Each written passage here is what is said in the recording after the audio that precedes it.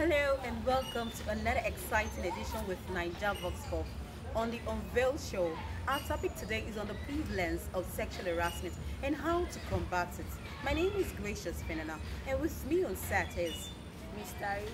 and Miss Muna. oh, thank you. So we are looking at sexual harassment in general. You know, a lot of times when we talk about sexual harassment, we just look at ladies and forget that guys too are also sexually harassed. Come on, guys too are sexually harassed too in schools, in offices, and even in churches. So, Miss Muna, I'd like you to define sexual harassment for us. Okay. Sexual harassment is an unwelcome sexual advances, request for sexual favors from the opposite sex.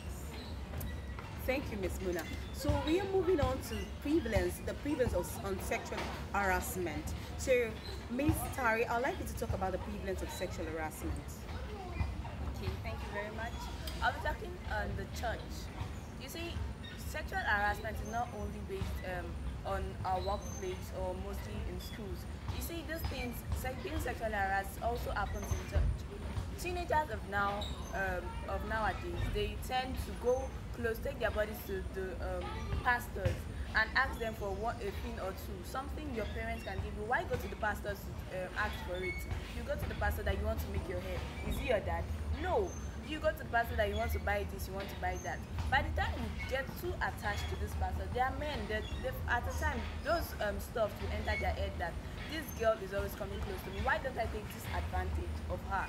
So I think one of those reasons is most times causes sexual harassment, being too close to someone, getting too attached to him. He feels if he's providing everything for you, why can't he demand for sex? And definitely you will give it to him. So I feel this thing causes sexual harassment.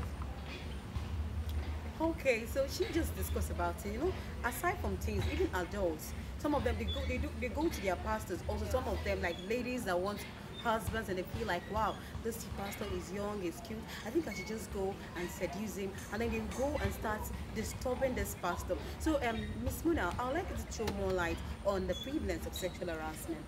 Okay, thank you very much. I'm talking more on the workplace. You see, most ladies that are in the office, sorry, forgive me, I'm talking more on the ladies. They want to gain promotion and they want a higher office in the organization. They go to their boss, in a manner that is not well to talk about. They dress in a sexual, attractive manner. Sometimes half naked, go to the boss, and even if the boss doesn't have the intention of sleeping with them, just because of the way they've dressed, they've passed the wrong message across to the boss, and that can also cause sexual harassment in the workplace. Okay, thank you. So we are moving on to the measures on how to combat sexual harassment. So, Ms. Tari, I'd like you to tell us about how to combat sexual harassment in our workplaces, in our offices, in schools. Because you see, aside from dressing indecent or go to these people to seduce them, you know, these people sometimes you look very good. And they walk up to you, yes. Yeah, they walk up to you and say, okay, they want to do this. They'll just be forcing, and you don't want this thing. They will be pressurizing you, harassing you, and say a lot of wrong things to you. They will make you feel so uncomfortable in classrooms, make you feel so uncomfortable in your workplaces, make you feel so, sometimes at churches you'll be like, I think I should stop going to church. Because of all those things. Say, I think I should just stop going to church, saying church is like this, no place is good, I should just stay home. So all those things, let's look at how to combat it. So how do you think we can combat sexual harassment? First and foremost is to know your rights. If you know your right that you've been sexually harassed is not a good thing, you know how to speak up, you know the next move for you to take. In terms of our universities, lecturers just go to the class, they see a beautiful lady, girl being once they see that girl, they are sexually attracted to that girl. The next thing you hear is come to my office. Going to that lecturer's office, the next thing you hear is before you pass my course, you must sleep with me. When you know very well, you know this course, you know what you wrote in your exam. Why am I going to sleep with you for me to get something I worked hard for? So in those cases, you just you call the civil service organization, explain to them, tell them this is what is happening, this is what this lecturer said he wants. You can even be smart enough to record, do a voice recording of that lecturer, what he's saying. So when you call those people, you play the recording for them to be sure of what you're saying. So I feel knowing your rights first is one of these measures to reduce sexual harassment. Thank you. Thank you so much, Miss Tari. So, Miss Moon, I would like to throw more light on how to combat sexual harassment. Alright, thank you very much. Don't wait for help. Don't look, most students, most people, like most especially in the school environment, they always want to tell their parents everything that goes on around them. They'll be like, my mom has to be aware so that in case I take any action, she'll know this was the reason.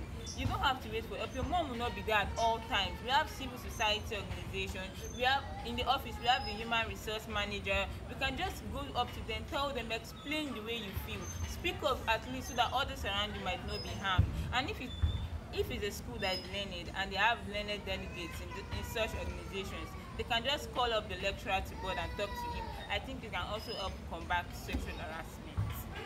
Thank you. So, you see, these things happen in our schools, in our churches, and even in our workplaces. So, sometimes we just be like, okay, this is my pastor, I cannot talk. If I talk, hey, this is going to happen. Maybe you, my dear, you have to talk. You have to speak up. So you stop someone from being harmed, because if you don't talk, someone else might just be a victim. So you just have to speak up, because you say, hey, it's my pastor and all that. Confront him, talk to him, speak up, tell him, sir, I do not like this thing you're doing. You have to stop it. In fact, remind him that he's a man of God, that he should just stop all those things he's doing, that you're not comfortable with it. Just talk to him, because it happens. A lot of times we say, hey, it's a church, it's a holy ground, things like that don't happen. They do happen. So when they happen like that, you just don't keep quiet and say, because it's my pastor, I cannot talk, I cannot do this, I don't want to expose him, maybe he's a spiritual person, he might just pray against me. Stop all of that.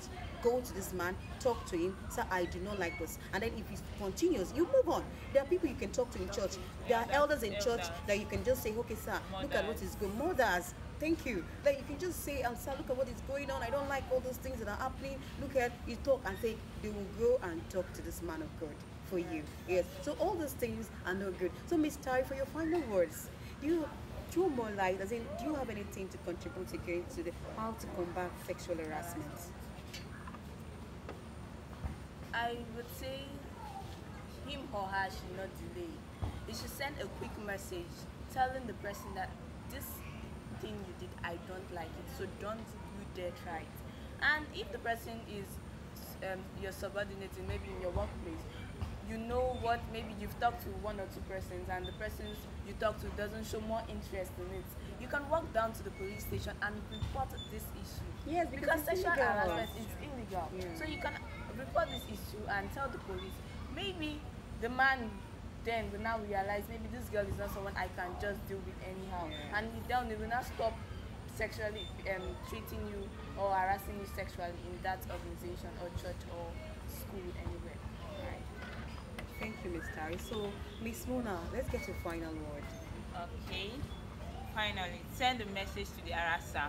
Like in your workplace, you should be someone that puts all our motivation. You should be motivated. That is, work effectively. So that if the person that harasses you sexually doesn't want to stop, you can just threatening him like you want to quit the job. And yes, fine, they know you have a lot to put in the job. They wouldn't want to lose someone like you. So therefore, this kind of situations, if they find out you're this kind of person, the person might just stop and if I continue like this, we might lose someone very dear to us. And so let's just stop harassing us sexually. I think that's another way to combat it. Thank you. You've heard the opinions. You've heard everything about what we talked about today. So we'll be calling it a wrap here. This is where we'll be calling it a wrap. And then thank you for staying tuned with us till we see again next time.